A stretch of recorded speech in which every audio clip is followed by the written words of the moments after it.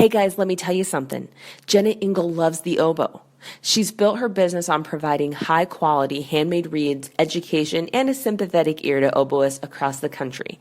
When you order from Jenna Ingle Reeds, you get prompt communication, reeds or cane handcrafted to your specifications, and cheerful, friendly customer service. All orders are mailed within 1 week, sometimes much faster. Single orders and monthly reed subscriptions are also welcome, and she's going to work with you to find the right combination of response, resistance, stability, and flexibility that's right for you. Double Reed Dish listeners can use the code DISH, that's all caps, for 10% off your first order at jenatingle.com.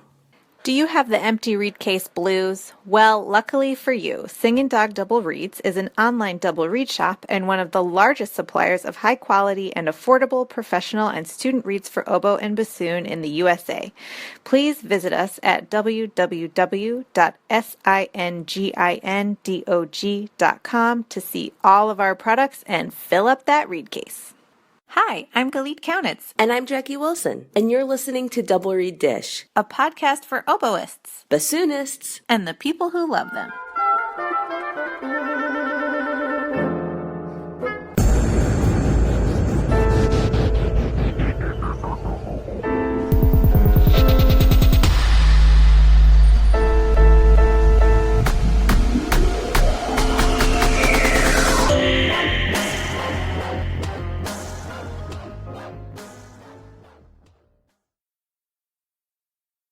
Okay, so we recently had a giveaway for our listeners, Jackie. Yes. And we had a mystery prize. And our mystery prize, we wanted to run it by the winners before we committed to the mystery prize, just in case they weren't down. Pass. I'll pass. So the special mystery prize was that the winner would get to join us for a dish. So I'm so pleased to welcome Kathleen. Hi, Kathleen. Hello. So we thought, because Kathleen, you just finished your freshman year of college, yes? Yes. And you are a California native, but you decided to go... A bassoonist. A bassoonist, yes. Uh-huh. Yes. And you decided to go out of state for college, which I think is something that probably a lot of people at the end of high school might be a little afraid to do. Can you talk to us a little bit about your decision and how you weighed your college options? Yeah, so first off, I am from Los Angeles, so I knew, I absolutely loved Los Angeles. I love California, but I also knew that there's a lot of options on the other side of the country. Mm-hmm. So I talked to my teacher, John Campbell, and was just like, where are some places where do you think would be good places for me? And he gave me a list, and I checked the website of all those colleges many times and just searched for what sort of program they had, what people liked about the schools, what people didn't like. And I'm going to University of Cincinnati College Conservatory of Music, CCM. So it's in Ohio. Mm-hmm. And let me say, at first, I didn't even know where Ohio was on a map. So I talked to my teacher more, and he said, I've heard a lot about William Winstead. Mm-hmm. And I said, okay, cool. So did a lot more internet searching and found that everyone loves him to death, and he's an incredible teacher. So I emailed him and said, hi, I'm from Los Angeles. I'm really interested in going to CCM. I wanted to know what's your opinions on traveling and such like that. So he said, you can do a regional audition. So I went down to Colburn and I did a audition there.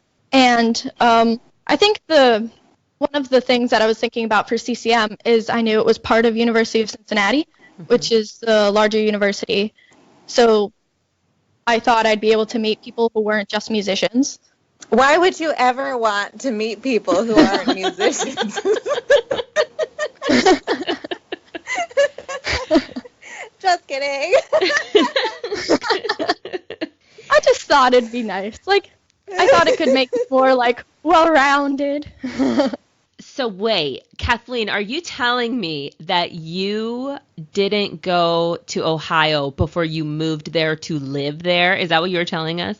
So I didn't go there before doing my audition. Okay. I just did the regional audition, and then I waited to see if I got accepted before I went to visit. Oh, okay. And then, like, we organized for a lesson with him, and I spent, I think, 3 or 4 days in Ohio just seeing what I liked and didn't like about the area and the school itself. So, Galit, I don't know about you. Did you even consider going out of state at all when you were in high school? Yeah, I did. I auditioned a bunch of places. I wouldn't say it was as far away as from California to Ohio, but I grew up in Connecticut, so I ended up going to school in Connecticut, but I definitely auditioned like elsewhere in the region. Jackie, did you? No, I'm a first generation college student. It was a big deal for me to even go away. That was a really different concept for my family. No one had ever really moved away from home. You know, some of my cousins went to community college, but it was very local, just culturally and in terms of what my family did. So to even go the 2 hours away to the local state school, I remember my parents dropped me off and I was like bawling my head off and like crazy intimidated. I remember that first night in the dorm, I definitely cried because I felt so lonely. Oh my God, same. Kathleen, you didn't cry your first night in the dorm, did you? I didn't, because I actually went to Tanglewood over one of my summers. Oh, so you're a pro. Yeah, so I was able to go away for a little while. I had a little bit of experience with going away. And also when I was searching for a roommate, I tried to find one who was also out of state. Oh. So we would have that sort of connection before moving in. So yeah, what is that like? Because Galit, you thought about going out of state, but ultimately you did stay in Connecticut. I stayed in Washington. Well, here's what happened. I stayed in Connecticut, and then after my freshman year, I was 30 minutes from my parents, and then after my freshman year, they were like, bye, we're moving to North Carolina. So I basically became out of state without going anywhere. Your parents left you. They did. They were like, peace, good luck, have fun. So Kathleen, what is that like when, like, obviously you were very ambitious and you'd had a little taste of being away from home, but what is that experience like being so far away from home? Did it get easier after a while, or was it just like you hit the ground running, no problem, or what was your experience like? Well, I did realize that because a lot of people love CCM, there were a lot of people from out of state, not in the actual university, because UC is a state school, but in CCM there were a lot of people from out of state. So it was sort of easy to find other people who were also out of state. And I think a big thing for me is I made a set time in my week, every week, to call my parents. Oh my God, that's such a good idea. Yeah, so we all knew exactly when we were going to call, and my mom went to work at a specific time, so I would call on her drive to work. That's such a good idea. And it's so you can depend on it every week. You know it's coming, so you're not going like weeks and weeks without like putting your feet on the ground. Exactly. Yeah. I was talking to my mom all the time. The idea of like once a week would have made me have separation anxiety at that point. But I was like calling her every day. I'm an introvert away from home. What's happening? Save me. So Kathleen, what was your favorite thing about college? Because it's really different from high school, especially being a music major. So what was your favorite thing? I think a big thing was having, this is going to sound sort of strange, but having music every day was a big thing for me. Yes. Yeah, I mean, I come from a school that had marching band, but it didn't have not a full music program, but it had a string program my senior year. So I had to like go a couple hours away to go to Colburn for my wind ensemble experience, and then I had to go another couple hours for my orchestra experiences, and those were only once a week. And then just like knowing that everyone in the school was an amazing player, just the music was incredible, and everyone cared so much about what they were playing that it was just, it made me want to play even more. So it was just a cycle of wanting to play more and more and more. Oh, that's how you know you made the right decision. That's amazing. Exactly. Yeah, well, and that's a good thing, for those people who are listening and kind of weighing what should I do, that it does pay off to really follow the best opportunity and follow your heart in terms of what you think is a great fit. And sometimes the best fit is not always the most comfortable, safe thing to do. Yeah, and that was a big thing when I was choosing what school to go to, because I applied to 2 in-state schools, and no, maybe 1 in-state school, but I was accepted into both, and I really wasn't sure where I wanted to go, if I wanted to stay within a couple hours or within a couple hours on a plane. Well, that's fantastic. Wow. You're very, very courageous. Yeah, I'm thinking how, like, oh my gosh, this girl's so brave, and I sound like the biggest weenie compared. My heart goes out to 18-year-old Jackie. Oh, 18-year-old overwhelmed Jackie. She got there eventually. She got there. Figured it out. So, Kathleen, is there anything else you want to tell the listeners who are maybe thinking about college or becoming a music major, or any words of wisdom you would like to leave for them? Definitely visit the school at some point in your decision. That was big for me. I did visit a couple schools, and I didn't feel completely comfortable with the campus or the surrounding area of the campus. Also, taking lessons with the teacher.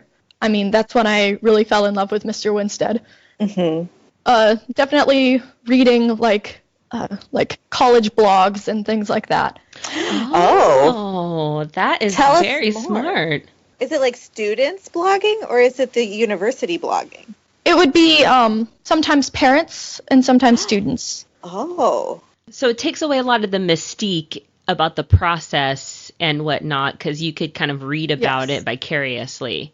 Yeah, and it also, like, you can figure out by the write-ups if the person actually likes the school, and you can figure out if that person likes the school, but what they're describing is not what would fit you. That would also be important. That would have been a very good tool for 18-year-old overwhelmed Jackie. Also, 19-year-old overwhelmed Galit when her parents left. Well, Kathleen, it sounds like you're just taking on life, and we are just so happy for you. Thanks for joining us for our dish. Thank you so much.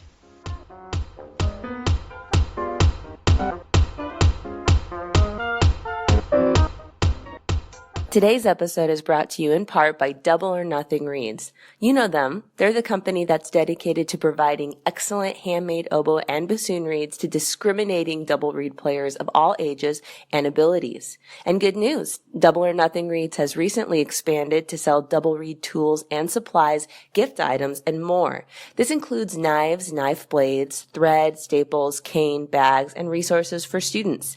Better yet, as authorized Fox and Yamaha dealers, they offer an extensive range of oboes and bassoons for all levels. Additionally, they sell quality used instruments on consignment. And if you're looking for private oboe lessons and can't find anyone nearby, Double or Nothing Reeds offers oboe lessons via Skype. Visit their website, doubleornothingreeds.com, for good quality and affordable reed making supplies and resources, lessons, instruments, and much more. Everyone knows that Genda Industries is known for their reed knives, sharpening, and overall amazing quality and service in the double reed world. But there is so much more going on at Genda Industries. Did you know you can get oboe and bassoon reeds from Genda Industries Artisan Mall? The Genda Industries Artisan Mall is like a farmer's market filled with talented local and regional reed makers selling their reeds. It's a great way to try out some new reeds from new makers. Who knows, one day they may be your reeds for sale. Add the code DRDGenda, all caps, no spaces, at checkout and get 10% off any Genda reed knife, maintenance kit, reed knife sharpening book, cutting block, and reed tool roll. Visit them at www.gendaindustries.com. Oh, and they're more than just reed knives.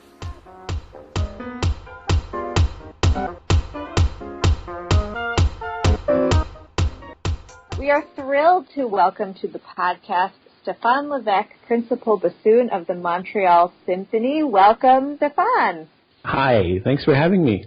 It's a pleasure. I would love to start by asking you to introduce yourself to our listeners and maybe tell us about your training and educational journey and how you got to where you are today. I went to a regular elementary school for kindergarten, and in the first grade they had a sort of a music test that was to find kids that had, special, I guess, hearing abilities, not necessarily musical. And so the kids who got chosen and whose parents approved would go to a public school that had a really great, quite intensive music program. So basically I did, out of 25 hours a week, we did literally half the time we were doing something musical. And so I almost didn't get to go because I grew up across the street from an elementary school. And then my dad, very pragmatic, was like, why would we put him on the yellow bus if he could just cross the street? And my mom knew some people whose kids went there, and she said, no, let's give this a try. So there I did recorder, violin, and piano, and my biggest regret is to not have kept the piano up. I can't play piano. I did 2 years, and I'm still at, grade 6, not in a good way. From that point, the kids that want to continue going into music, we go to another school, a public school that has a really great music concentration program.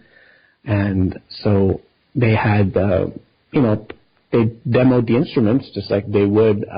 So we all knew trumpet, saxophone, flute, clarinet, and then they would get students from the conservatory, the Montreal Conservatory, would come in and demonstrate the more exotic instruments like oboe and French horn. And then this man, who must have been 19 at that time, but to me he was a grown man with a mustache, and he came in and presented the bassoon, and I just fell in love. The sound, the look of the instrument. So I wanted to play bassoon, and my band director said, well, you can't really get your hands around it because I'm not very tall, and I wasn't very tall back then. So he said, why don't you play clarinet? And then, I get familiar with wind playing and reed instrument, and then we'll talk about it later. Of course, he forgot all about it. So come, May in grade 7, I just said, so can I have a bassoon now? And I had one lesson. I was given a couple of reeds, one of the band method books with fingerings, and I spent the whole summer trying to figure it out. And then I had a great time because, as is often the case, there are very few bassoonists in high school. So I got to play in ensembles right away. I got to play in the symphony right away. And then I think when I was in grade 9, the man who presented the bassoon, who was now my teacher from the conservatory, the student really, said, why don't you apply for the pre-college division at the conservatory? Okay. And I talked to my parents about it. They weren't too hot about it. They weren't against it, but I was playing hockey at the time, and they thought that was maybe a better extracurricular activity. And but they happened to go on a trip, and we were staying with my grandparents. And so I got my grandpa to sign the form so I could at the conservatory. Sneaky. And then, a month later, I didn't tell them I was doing the audition, and a month later this letter comes to the house, and my mom was like, wait a second, when did you do this? So, and then I think it was around, so I started the pre-college division in grade 10, and in Quebec, in the province of Quebec, high school goes to grade 11. So I did 2 years of pre-college, and then I kind of thought, I don't know that I want to do anything else in life, other than play music, preferably in an ensemble. So from pre-college, then I did my undergrad at the Montreal Conservatory. And then I think it was my junior year, what we call junior year. In the summer, I went to the Banff Center to study with Stephen Maxon.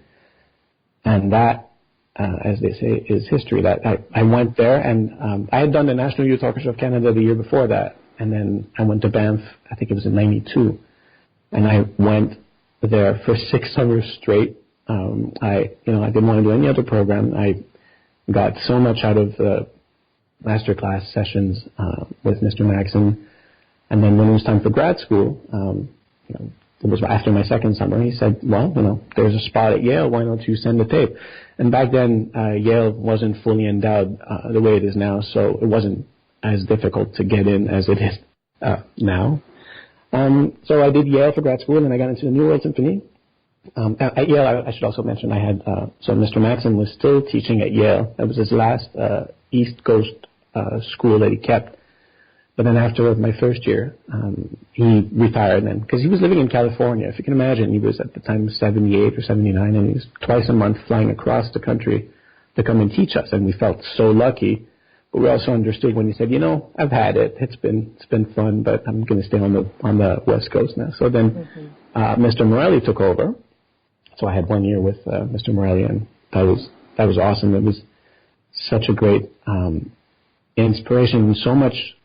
Mr. Maxim didn't really play, and my undergrad teacher didn't play either. He had hand surgery, and so I studied with teachers who demonstrated a little bit, Mr. Maxim a little bit in the summer in Banff. But then I had Mr. Morelli, who he played, and he really played, and it was really it was my last year of study was in a way it was like very different than the rest, but because I heard him play so much.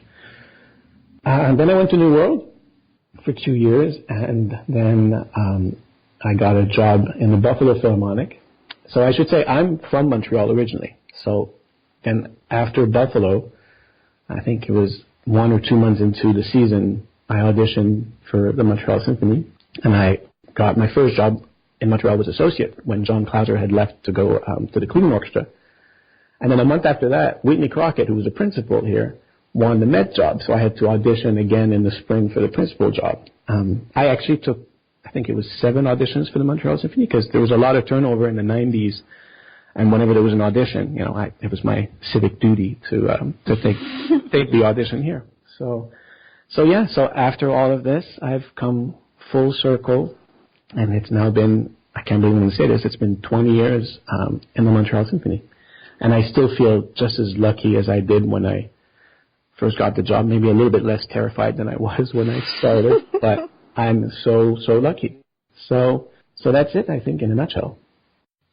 Well, whenever we talk to these renowned orchestral players, our listeners really love to hear about their experience winning their position. Would you mind talking to us about your process of auditioning for and winning your current position?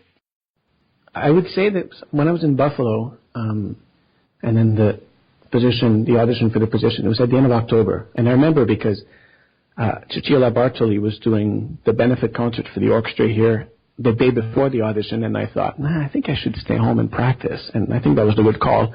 I really wanted to go hear her sing. But the audition for associate, I felt this combination. There was a lot of pressure.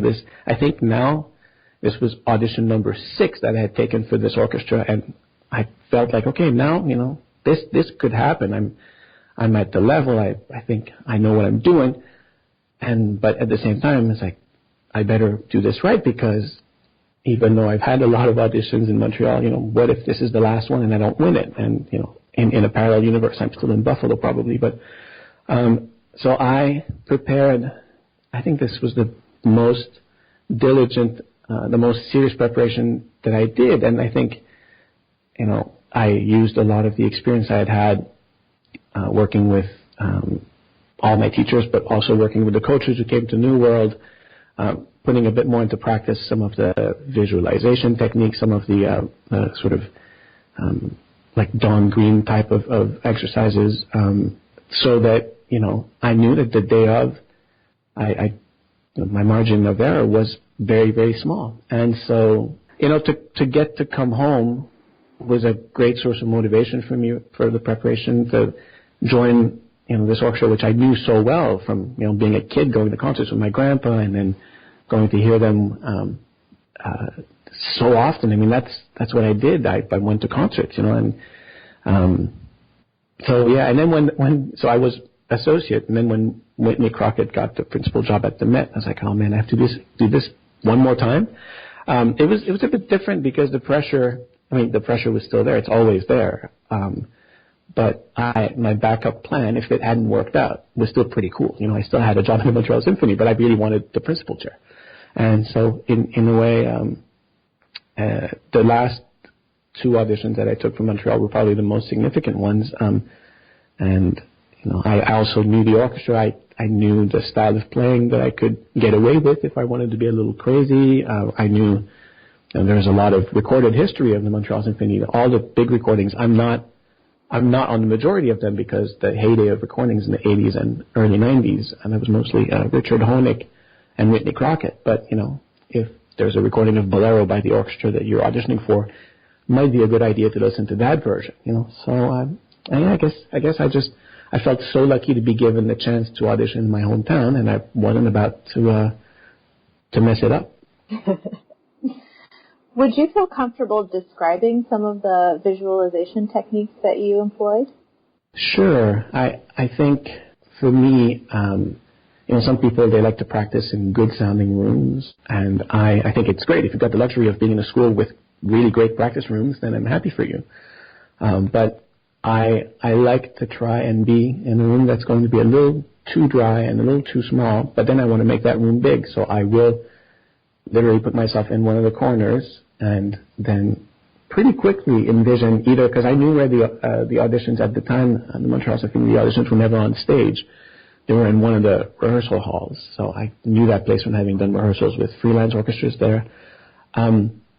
I would really, very simply try and picture the great white linen sort of panel that they had, so that all the auditions in Montreal are blind all the way to the end. There's a screen all the way into the finals.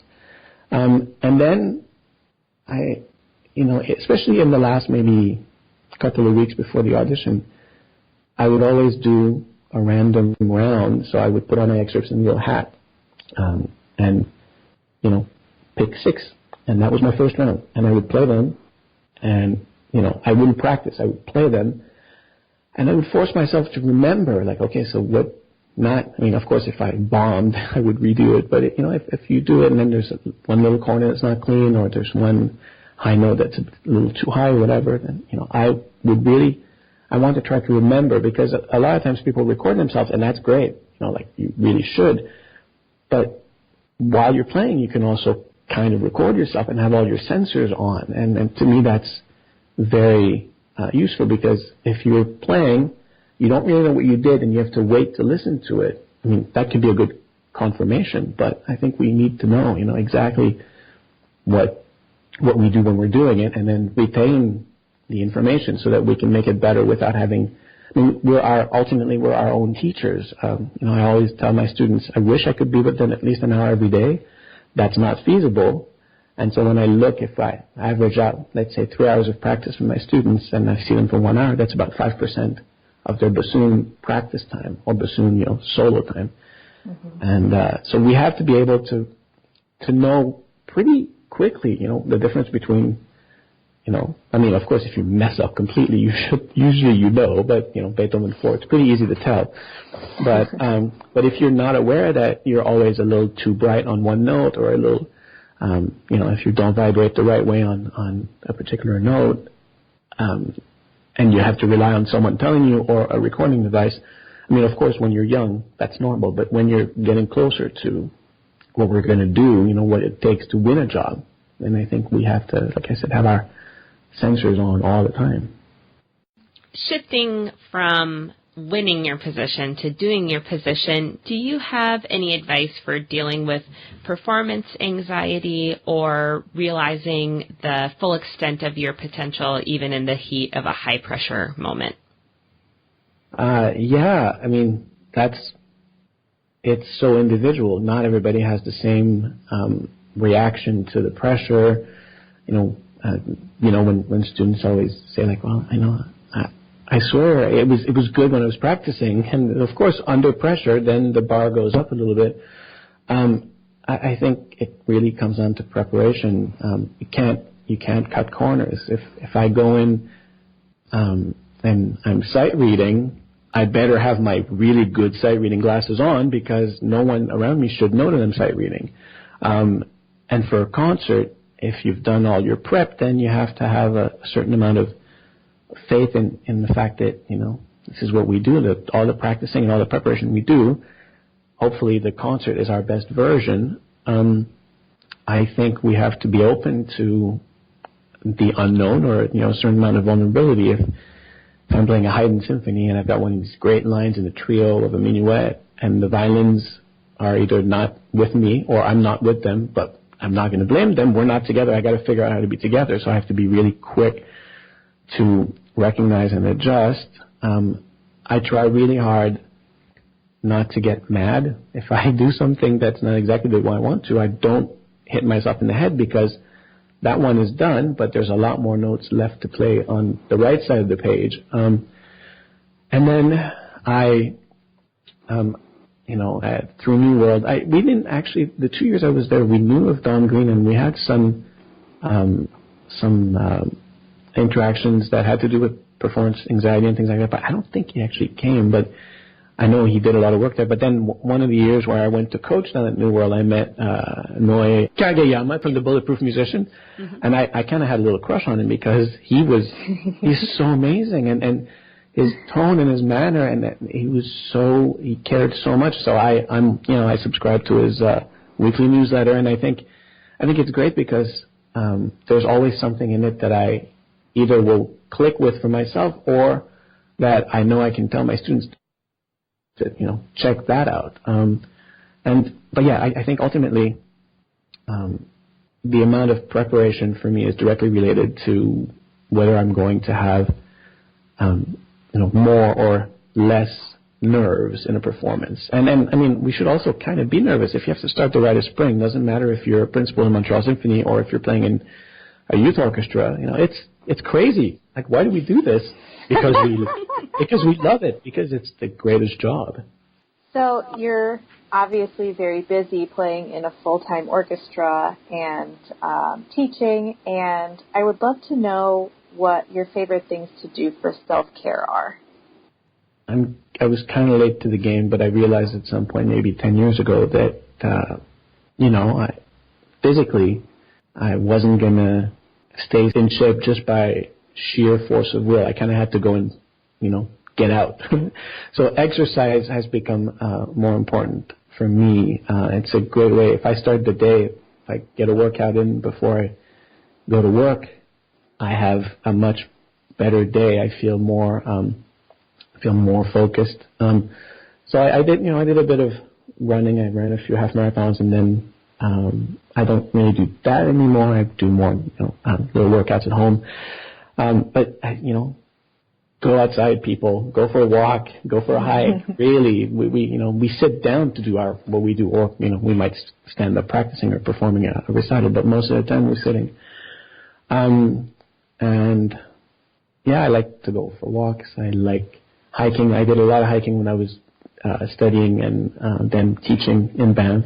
I spent 13 summers of my life in Banff, 13, chunks over the years. So, now it's more than that, less than that, but I used to say that a third of my summers were spent in Banff, and that was pretty cool. I don't read as much as I should. Sometimes I read, I'll go through the Double Read magazine and I'll feel really good that I read whatever, 75, 100 pages. Things like that. But I think, moving, being active. I'm so lucky. I live 20 minutes by foot to the concert hall. So, for definitely the days of rehearsals and up to minus 20 Celsius when it's really cold, I'll still walk because it's a good way to get the blood going in the morning. So, could you talk to us about a favorite memory of a past performance you've had on stage? I think a lot of times I'll talk about probably most of the orchestral stuff. It's the first time I get to do a piece. So I remember, vividly in grad school doing my first Rite of Spring. It's like all of a sudden, and by first I mean the first rehearsal, because it's such a big deal. I love all the music of Richard Strauss. So whenever we've done, Alpine Symphony, we do Heldenleben. One of the pieces I've never played that I can't wait to do, hopefully one day, is Rosenkavalier, the whole opera. Whenever I get to play the Grand Partita, and I did earlier this year, for me it's I don't know, it's as important a work for me as a Beethoven symphony. Playing Beethoven symphonies is pretty cool, So I love performing, so I can't narrow it down to just one. If I had to, in recent years, I would say, as crazy as it was, we took the Rite of Spring on a U.S. tour in 2016. So playing the Rite of Spring at Carnegie Hall is pretty cool. That was fun. That was a good one. Somewhat related to that question, and this is sort of an unfair question because it's so big, but what are some of your favorite pieces to play? Solo, chamber, orchestral? I'm afraid that I'm a little boring and predictable, but, the Poulenc Trio. I'm playing it again this summer with our principal oboe here, Ted Baskin. I've done it a million times, and probably half of that million times I've done it with him, and it's always different and always flexible, and we like to sort of, challenge each other. One of the pieces that I think that I love because it's challenging, so I've never done the Jolivet concerto, and I'm always impressed when students, I've worked on it with students, and I can fake through a lot of it, but I like the Concertino by Marcel Beach, which I like to call a mini Jolivet because it's much shorter and it's only 2 pages of terror, not 11 or whatever.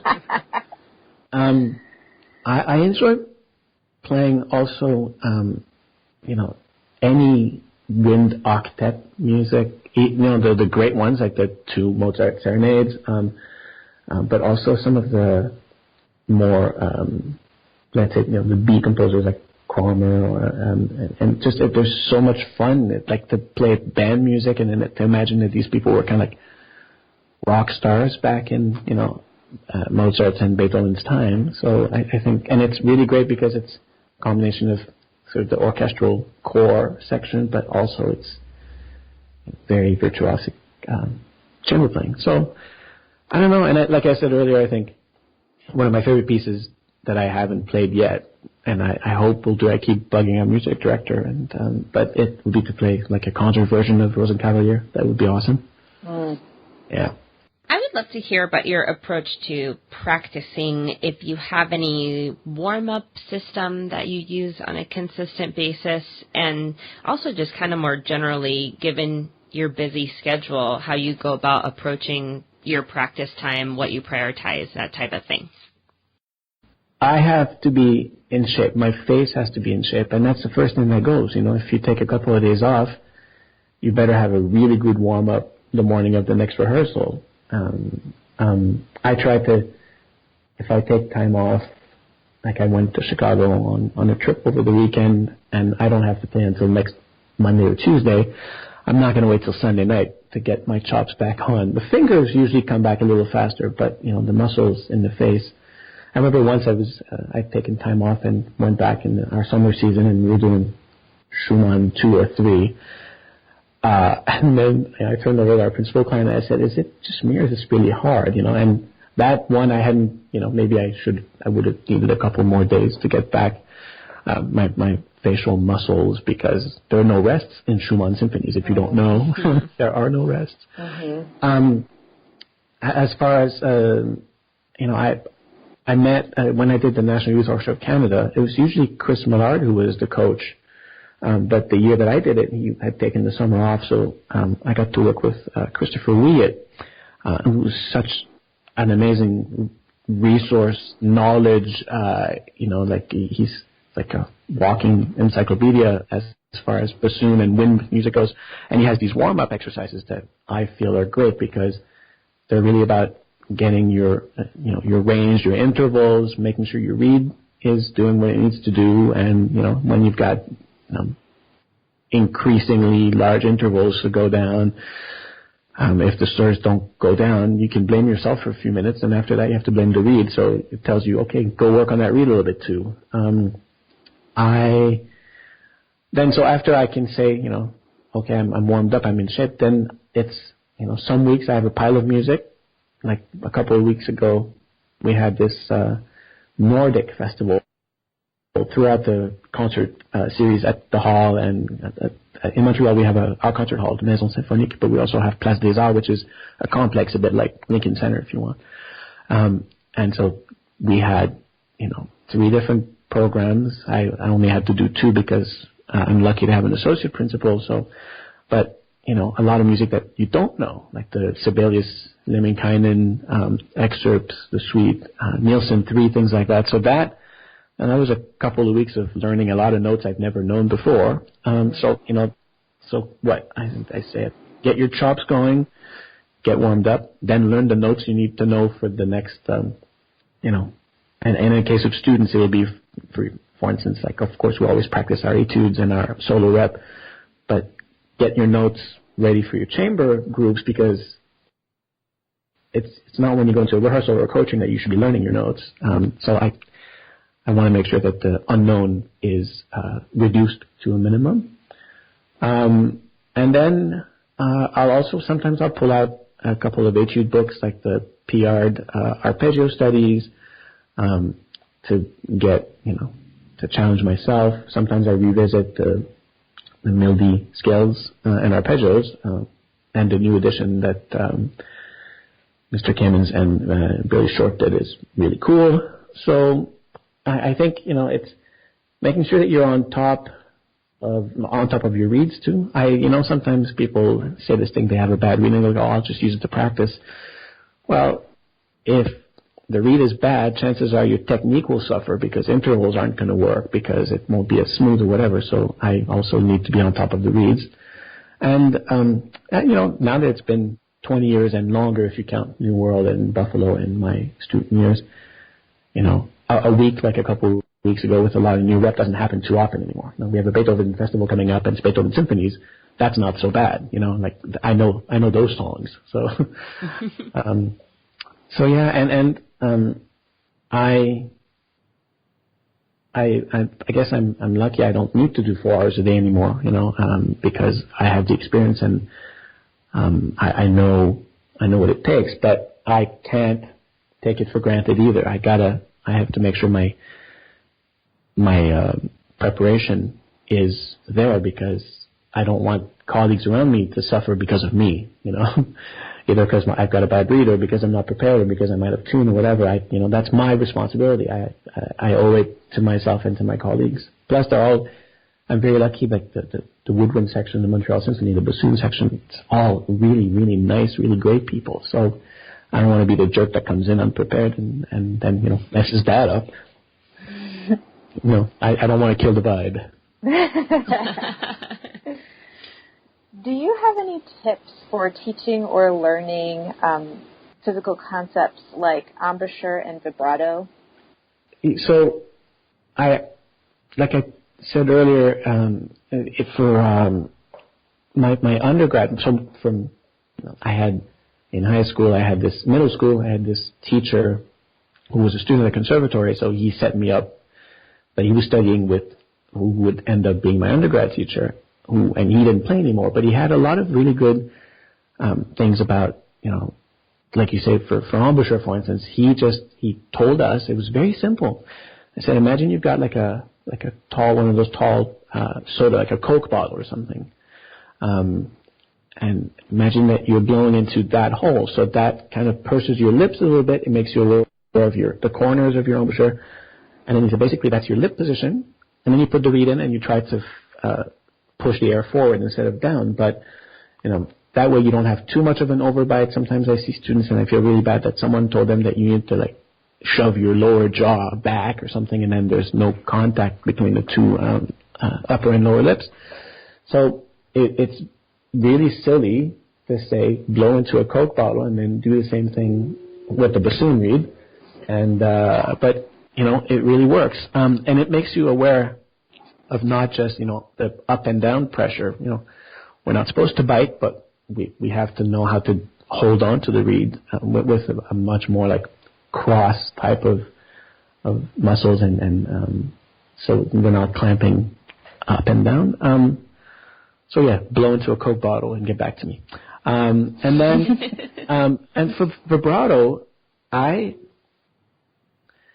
feel lucky. I listen to also, you have to be, as you're learning stuff, you have to be such a nerd. If you're not a bassoon nerd and you're trying to be a bassoonist, something's wrong. So I listen to a lot of recordings, and, like recordings of people like Klaus Thunemann, anything with the Philly Orchestra when I was a student, anything with the Montreal Symphony.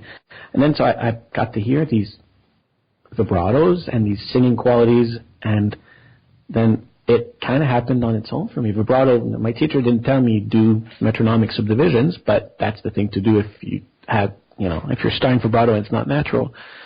But then what was really, really great, I was, for a while I taught at the University of Montreal early when I started my job, and so Mr. Morelli came to give a class, and I didn't tell him, you should really work on vibrato with this one student. I knew he would figure it out because it was pretty obvious, and so then he did his whole vibrato sort of teaching, which you can find if you go to his to Frank Morelli's website and you go, I think it's called Virtual Teaching or Masterclass Materials, whatever. There's something about vibrato, but he kind of came up with this system which had to do with subdivisions.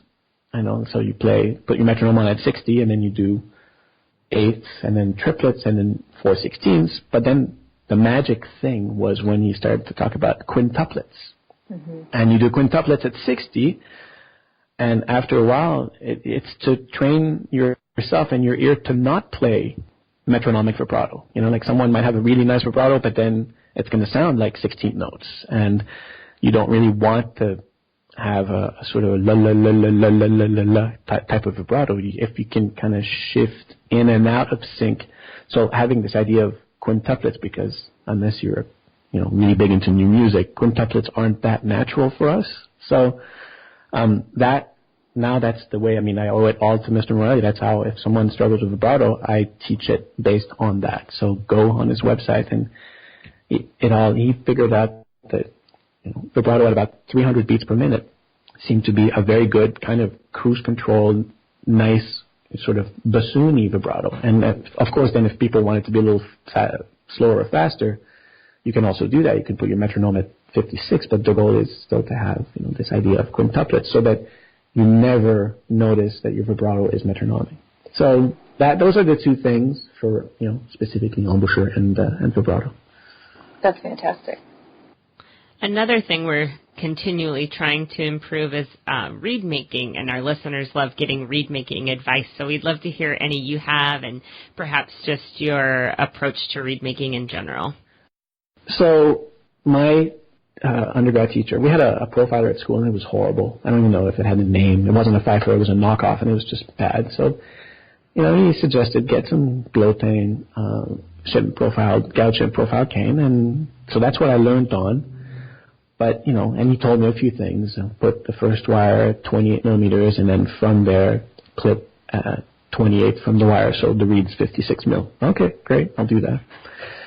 And then my first year, we had a chamber sort of weekend with a group from Miami University of Oxford, Ohio. And for some reason, we were low on bassoons. I was playing in 3 quintets. And by the 3rd quintet, we were doing summer music, and I couldn't play those, G sharps and low C sharp and all those low quiet notes and after the opening during the oboe solo. And so John Hurd, who was the bassoon prof at Miami of Ohio, came and he just gave me a reed. And my goodness, all of a sudden, I could play quietly. I could play so much louder. I wasn't sharp. So I spoke with him a lot afterwards, and then I even went in the summer. I took whatever you would call it, like a independent project type of thing, and I went for 3 weeks to Miami of Ohio in the summer of 1990, and all I did was make reeds and play duets with John Hurd. And so my reed style, really, it goes all the way back to him. Short tube, I put my first wire at 26 or 27 from the butt, and then I clip 30 from the wire, so that's about a 56 millimeter, 56, 57. I tell 57 to my students because we've got 442 in the orchestra in Montreal, but, they should never be sharper than me, and, sadly, sometimes they are. I like that rule. Don't be sharper than me. Can't play sharper than your teacher. And then, so I use a dial indicator not because of, if I have the right measurements on the reed and the reed doesn't work, then I have to make it work. So I think it's guidelines the same way, you work, if the recipe calls for 1 tablespoon of something and you put 1 teaspoon, then you wonder why it's not, spicy enough or whatever. So to me, it's for basic guidelines.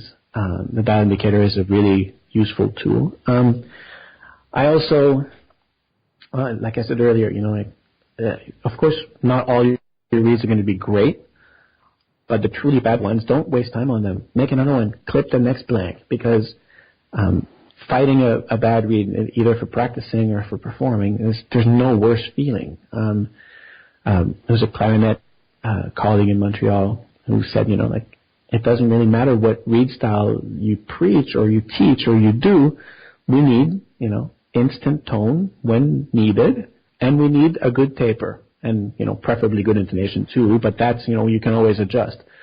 But yeah, I think making a lot of reeds, the best reed tools we can have, we should get, don't buy a cheap knife, don't use a dulled knife, but also I think two of the tools that I like to tell my students that they need is patience and consistency. If you come in and the wires aren't in the right place, or the shape is all ragged, or you're trying a different shape but you're not making adjustments, then I don't know why it's not working. Well, look, it's way too wide at the tip, or it's way too narrow in the second wire, or whatever. So we have to be consistent, and we have to be nerds. Go back. Of course, now with smartphones, it's all there, but there's almost too much, and people don't know where to look. So maybe go look at some of the old reed making books, like the Glickman Popping book is a really great resource, just to know to try something different. So if you want to try something different, also do what your teachers say, because usually there's a reason why they came up, with this particular reed style, and usually it will work, and then we can talk, if your lips are smaller, or if you need a slightly more narrow or wide shape, okay, we can talk about it. But try and do what your teachers say. Amen. So I love to ask this question, but do you have any particularly funny or embarrassing moments that have happened to you on stage? So the most, I think, embarrassing but with a happy conclusion story was in the summer we play at a sort of Tanglewood, amphitheater, outdoors place. It's about 50 miles from Montreal. So I got in the car, drove out there, and showed up. And I only carry my bassoon case, and I have like an Altieri case cover, so I don't carry an extra bag for reeds or music, whatever. But lo and behold, for the one and only time in my life, I didn't have my reeds. No. I'm 50 miles away. I can't turn around. But then I knew that the associates were going to be around for the rehearsal also, and Mathieu and we make similar reeds. So all of a sudden, everything was going to be fine, because I told them, I said, give me your number 3 or number 4 reed. I don't want your best reed, just give me something that plays. And I said, can I tweak it a little bit? And it was, everything in the end was fine, but it could have been a catastrophe if it was just me and our second player. But knowing that Mathieu was there and that, we can trade reeds if necessary, that made it all better. But I can't really say that I've got, any sort of, I've screwed up on stage every now and then, but it's, that's I try to do it in the way where I know it and not too many people know it, Yeah. So that's the way to do it. uh-huh. What advice do you have for a young musician who aspires to have a career like yours? You have to, I mean, I've said this twice, so I'm sorry for repeating myself, but you have to be a geek, you have to be a nerd, you have to know the rep, you have to listen to so many recordings, and you know, now with YouTube and things like that, we have a lot of access, but there's a lot of stuff on YouTube that we shouldn't be posting or listening to. So instead, you know, take the time, go to the music library, or if your school has a Naxos or a Spotify type of thing, and listen to good recordings, please. And familiarize yourself with the rep. Go to live concerts. You know, I don't feel like I should be telling students, you know, oh, this week we're doing, you know, Rhapsody Espagnole, make sure to come. But sometimes I have to because I know that they're so busy. But, you know, I went to so many concerts when I was a student, you know, and what else? I mean, the obvious one is if you want to be a professional musician, you have to spend a lot of time alone practicing, and not mindless practice. There's always, make sure that there's always something better at the end of your practice session. And sometimes it will just be that, you know, your Figaro is now at 132 instead of 126, and that's enough. Don't aim for 152 or 144 right away. If if it was good at 120 yesterday, then just push yourself a little bit, and go to other people's master classes. If there's, you know, you're a bassoonist and there's an oboe player in town and there's a class, please go. Or, you know, cellist or pianist, anyone. There's so many outstanding musicians out there. I think we're lucky to do what we do. You know, I think one of the things also about your particular podcast is the generosity and the open-mindedness that it brings, and that we should all be open-minded and we should all be receptive all the time. Something like that. I don't know. Well, thank you so much. This has been such a lovely conversation, and I'm so grateful that you agreed to be on. I'm very, very honored and delighted to have spent this time with you guys, and thank you. You have a really, really fabulous thing going on, and I've listened to quite a few of the podcasts, and they're on my iPhone, and you know, I'd much rather listen to that on the plane than watch, you know, a rerun of a show. We're honored.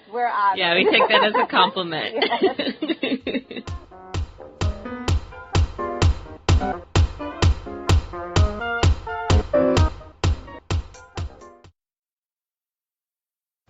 So we hope you loved that interview with Stéphane Lévesque. Do not forget that you can listen to all of our episodes on SoundCloud, iTunes, Google Play, anywhere you get your podcasts. Galit, where can they find us online? We are on Instagram, Facebook, and Twitter. Kathleen, who's going to be our next guest? Dwight Perry, who is the principal oboe of the Cincinnati Symphony. Yay! Be sure to tune in.